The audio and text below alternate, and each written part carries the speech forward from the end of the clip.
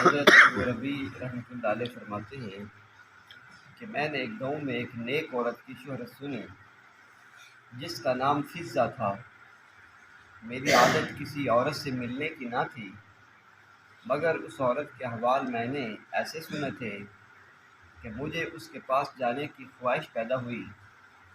میں اس گاؤں میں گیا اور اس کی تحقیق کی تو مجھے لوگوں نے بتایا کہ اس کے یہاں ایک بکری ہے جس کے تھنوں سے دودھ اور شہد دونوں نکلتے ہیں۔ بکری ہے جس کے تھنا میں دودھ بھی نکل رہا ہے، شہد بھی نکل رہا ہے۔ مجھے یہ سن کر بڑا تعجب ہوا۔ میں نے ایک نیا پیالہ خریدا اور اس کے گھر جا کر میں نے کہا کہ تمہاری بکری کے متعلق میں نے یہ شہرت سنی ہے کہ وہ دودھ اور شہد دونوں دیتی ہے، میں بھی اس کی برکت دیکھنا چاہتا ہوں۔ اس نے وہ بکری میرے حوالے کر دی۔ میں نے اس کا دودھ نکالا تو واقعی اس میں سے دودھ اور شہد نکلا۔ میں نے اس کو پیا۔ اس کے بعد میں نے پوچھا کہ یہ بکری کہاں سے تمہارے پاس آئی؟ کہنے لگی کہ اس کا قصہ یہ ہے کہ ہم غریب آدمی ہیں، ایک بکری کے سوا ہمارے پاس کچھ نہ تھا، اسی پر ہمارا گزر تھا۔ اتفاق سے بقرعید آ گئی۔ میرے خامد نے کہا کہ ہمارے پاس کچھ اور تو ہے نہیں، یہ بکری ہمارے پاس ہے، لاؤ اسی کی قربانی کر لیں۔ میں نے کہا کہ ہمارے پاس گزر کے لیے اس کے سوا تو کوئی چیز ہے نہیں، ایسی حالت میں قربانی کا حکم تو نہیں ہے، پھر کیا ضرور ہے کہ ہم قربانی کریں؟ خامد نے یہ بات مان لی اور قربانی ملتوی کر دی۔ اس کے بعد اتفاق سے اسی دن ہمارے ہاں ایک مہمان آ گیا۔ میں نے خامد سے کہا کہ مہمان کے اکرام کا تو حکم ہے اور کوئی چیز تو ہے نہیں، اس بکری ہی کو ذبح کر لو۔ وہ اس بکری کو ذبح کرنے لگا۔ مجھے خیال ہوا کہ میرے چھوٹے چھوٹے بچے اس بکری کو ذبح ہوتے دیکھ کر رونے لگیں گے، اس لیے میں نے کہا کہ باہر لے جاؤ اور دیوار کی آڑ میں ذبح کر لو تاکہ بچے نہ دیکھیں۔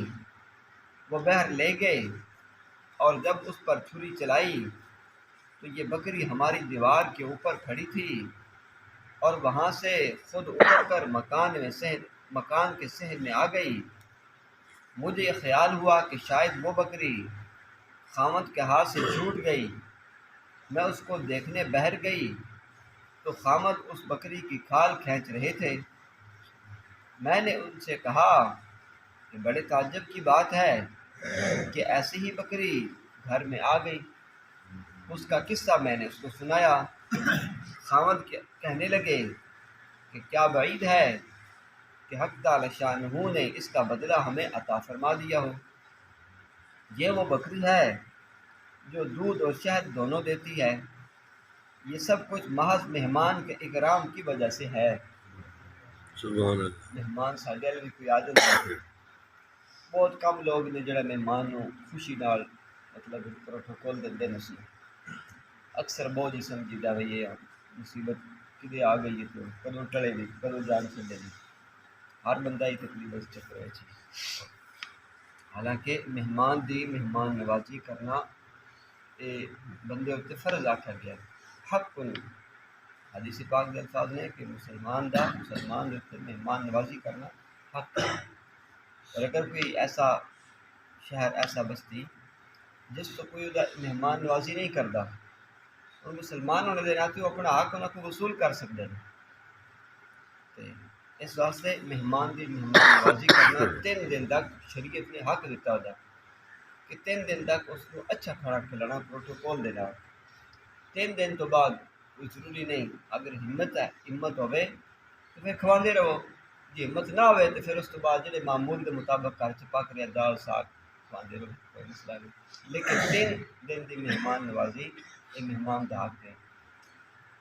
قربانی تو نہ آکھیا وہ ٹھیک ہے وہ ساڈے تے فرض کوئی نہیں، لیکن مہمان دی مہمان نوازی وہ تو حکم ہے، اللہ دے نبی دا حکم ہے، اس واسطے کرنی پوے دی۔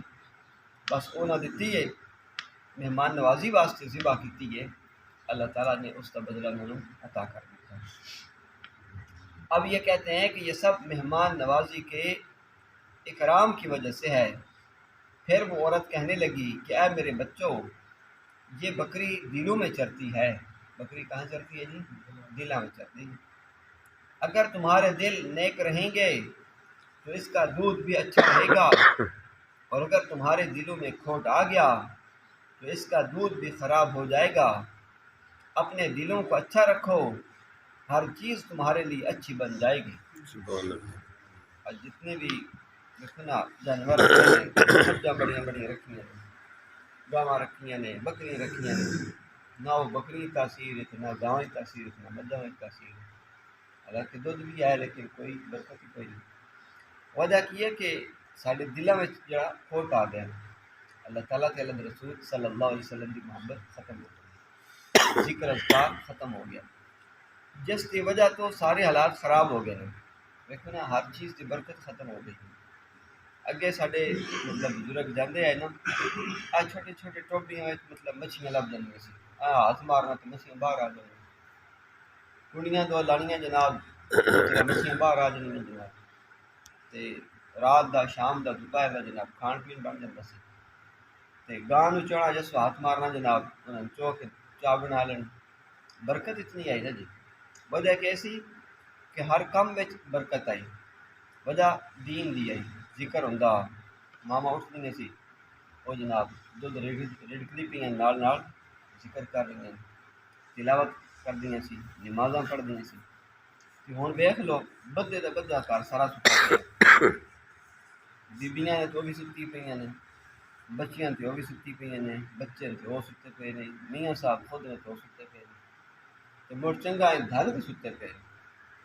ساری رات جناب وہ دوسرے مشاغل، کوئی ٹی وی ویکھ رہا، کوئی فلم دیکھ رہا، کوئی میچ ویکھ رہا، تے آخری 12 بجے 2 بجے سونا ہے، تو مجبور سونا ہے تو پھر جناب اٹھ کے کس وقت اٹھنا ہے؟ 9-10 بجے اٹھنا۔ یہ مسلمان کی شان نہیں سی، مسلمان کا طریقہ کار ایسی کہ جلدی سو جانا، جلدی اٹھ جانا، تاکہ تہجد نہ پڑھ سکے، کم از کم فجر کی نماز سے جماعت میں بندہ پڑھے۔ بس اللہ سے علم